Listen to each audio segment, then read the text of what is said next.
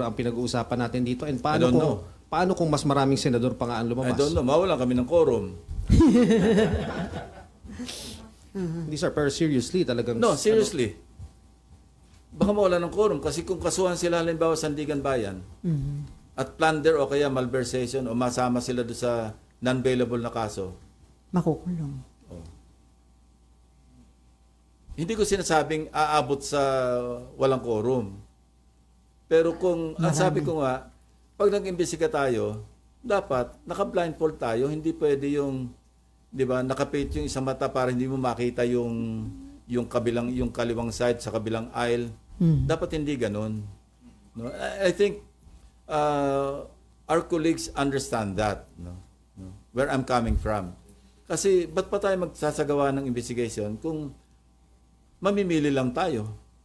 Parang hindi naman fair do sa pinili natin, di ba? So yung probability na maraming senador yon kasi sabi nyo nga 355.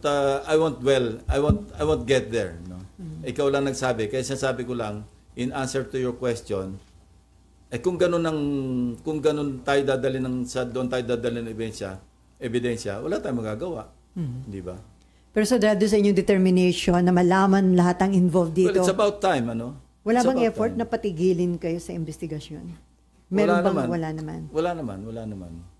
Sir, lastly. Kasi all-out support naman si Senate President. Kasi nag-usap na kami eh. It's about time na ayusin natin. Huwag yung napopulaan tayo na napopulaan. Especially so na yung magnitude, this is already beyond the Senate eh. Ano na eh.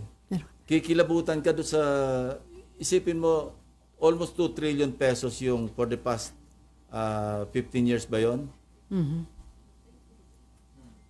Yeah, kasi 2011 namin sinimulan, di ba? 2011, 15 years. Kung kukwentahin mo na parang more than 50% or more than 60%, magkano yung 60% ng 2 trillion? Di ba katakot-takot yung inubos na pera na kung kani-kanino napunta, tapos nalulunod yung mga kababayan natin, naglilimas ng tubig baha palabas ng bahay.